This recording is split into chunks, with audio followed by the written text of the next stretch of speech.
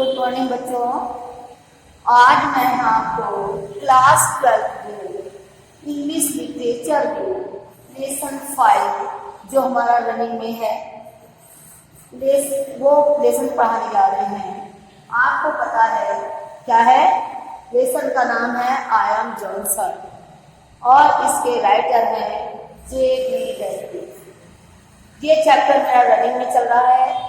कोशिश करते हैं आज ये चैप्टर हमारा खत्म हो जाए, तो आप लोगों को बहुत अच्छे से समझ में आ रहा होगा ये चैप्टर। देखिए, कल तक मैंने आपको यहाँ तक पढ़ाया कि जॉन कैसे हार्ट अटैक से बच सकता है। जॉन जैसे आपका सबसे पहले था ओवरवेट, यानी अपने वजन को कम करे, फिर स्मोकिंग, उसके बाद ब्लड प्रेशर कम करे। और ब्लड प्रेशर कैसे? ब्लड प्रेशर के भी कई कारण हैं। तो जैसे जैसे वो कहता है कि ये कभी कभी इसका कम होगा जब वो क्या कह रहा है कि ये हार्ट अटैक की जो परेशानी है, ये बहुत सारे नियम बताए गए हैं। जैसे कि एक हमारा है कैसे उससे बचा जा सकता है। तो हम ऐसी चीज़ों को प्रिकॉशंस लें जिससे हमारा हार्ट अटैक ना हो पाए। तो देखिए, जिससे यही है आपका एक लॉन्ग आंसर है आपका लॉन्ग कि what are the precautions to avoid heart attack और what are the causes of heart attack. तो आपको यही दो चीज़ें बताई गई। जैसे एक्सरसाइज करना है आपका, कहता है कि strive to at the top. आपका देखिए कल यहाँ तक हो गया था कि जैसे बताता है कि ऐसे बहुत सी चीज़ें हैं जिससे हमारा ब्लड प्रेशर कम हो सकता है। There was a lot of thing, जैसे कि एक्सरसाइज करना। और स्मोकिंग है, जैसे वो बहुत स्मोकिंग करता है, वो 40 सिगरेट जॉन जो है कहता है वो रोज जब 40 सिगरेट पीता है जॉन। तो 40 सिगरेट पीने से लगातार उसका मतलब क्या है कि बहुत बड़ी मात्रा में निकोटीन पदार्थ 24 घंटे में ले रहा है। यदि वो उसको थोड़ा कुछ कम कर दे, क्योंकि जब वो कहता जब अगर नहीं करता है तो अगर एक सिगरेट जो है उसकी नॉर्मल रेट 72 यानी 72 से घटाकर बढ़कर कितनी पहुंच जाती है? 80 पहुंच जाती है। इसलिए कहता है कि जॉन को बताता है कि लेकिन अब वो बहुत लेट हो गया है।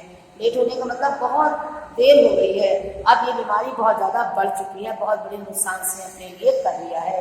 यदि फिर भी यदि वो थोड़ा सा अपना निकोटीन पदार्थ या विषैला पदार्थ लेना कुछ कम कर दे तो उसे इसे बहुत सरलता से कम कर सकता है। नेक्स्ट देखिए, स्ट्राइव एट द टॉप।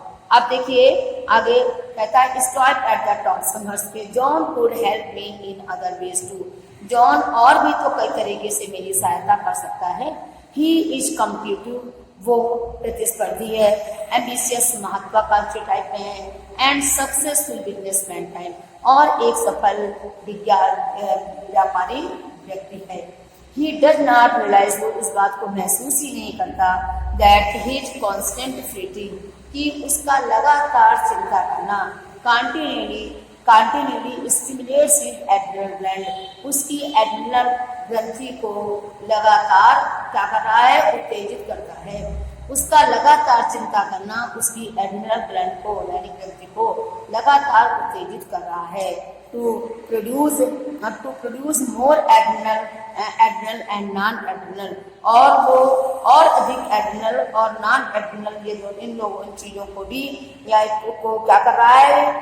इसमें जो एड्रिनल ग्रंथि है उससे स्रावित होने वाला जो हार्मोन्स है उसे भी वो क्या कर रहा है? प्रोड्यूस कर रहा है, और अधिक मात्रा में प्रोड्यूस कर रहा है, उसका निर्माण कर रहा है। कहता है this has same result as nicotine. इसका भी परिणाम कैसा होता है? बिल्कुल निकोटीन के समान इसका भी परिणाम होता है। कहता है आगे देखिए, इट टाइटन्ड आर्टरीज, ये हमारी धमनियों को टाइटन कर देती है, यानी टाइट कर देती है, संकुचित कर देती है। हायर ब्लड प्रेशर, हमारे ब्लड प्रेशर को बढ़ा देती है। A faster pace for me, और मेरी गति जो है वो पहले से और अधिक हो जाती है। और क्या करती है? इससे मेरी गति जो है वो पहले से और अधिक हो जाती है। कहता अ पॉइंट इज दिस, कहता ये पॉइंट है, इफ जॉन रिलैक्स, यदि जॉन थोड़ा सा रिलैक्स कर ले तो आई रिलैक्स, मैं भी आराम कर लेता हूँ। जो क्या कहता है जॉन? यदि जॉन थोड़ा सा आराम कर ले तो उसके हृदय को भी आराम मिल जाएगा। कहता an occasional nap would help, इसमें एक छोटी सी झपकी जो है वो सहायक होगी। इसमें एक छोटी सी झपकी जो है वो इसमें एक छोटी सी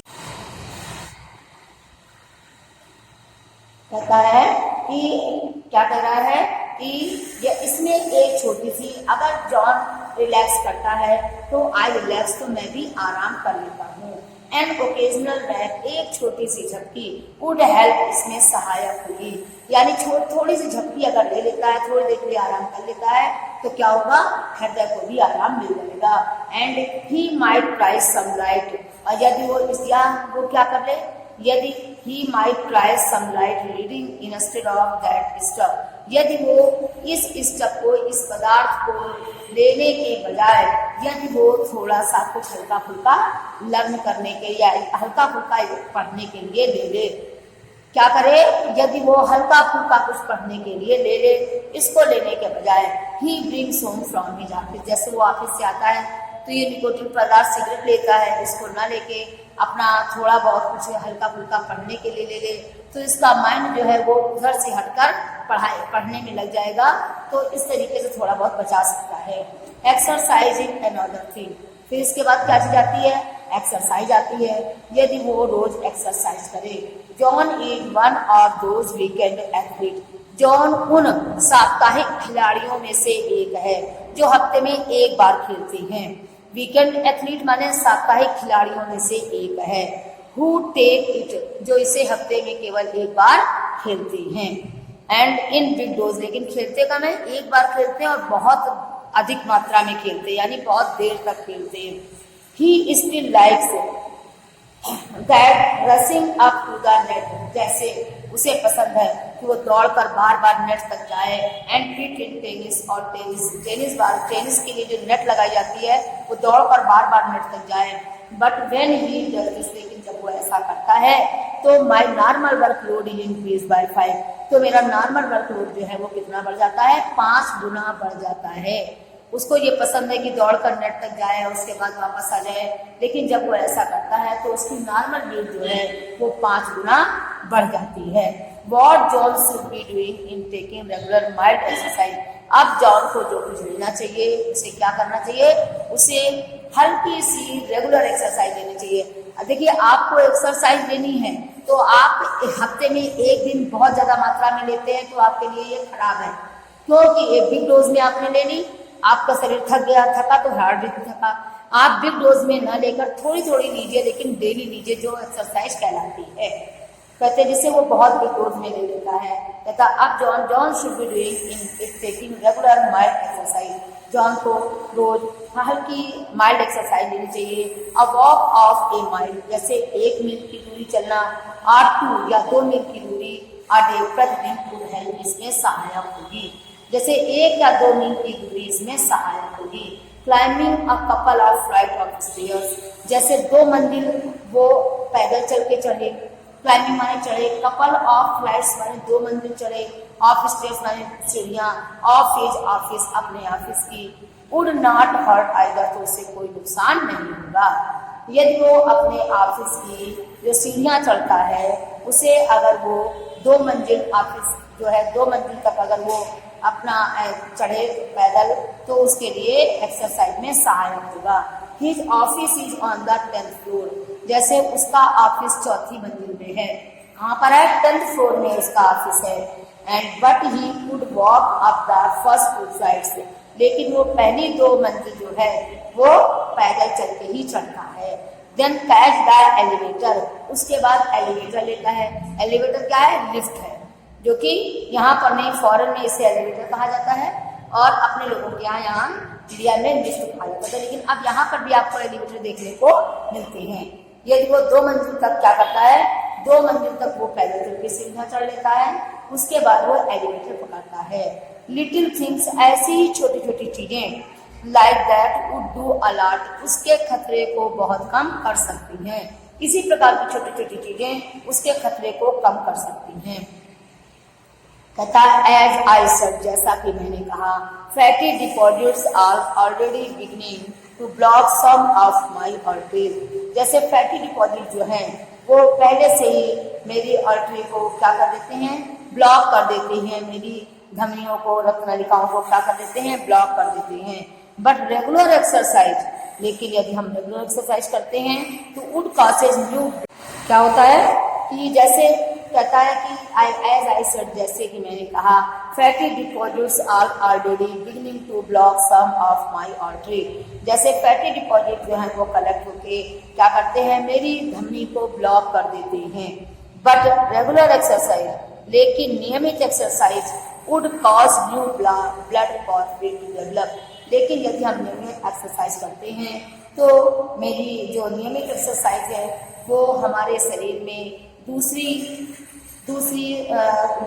ब्लड जाने की दूसरी पाथवेज को यानी रास्तों को डेवलप करती है। यानी रेगुलर एक्सरसाइज में ब्लड जाने के दूसरे रास्तों को डेवलप करती है, विकसित करती है।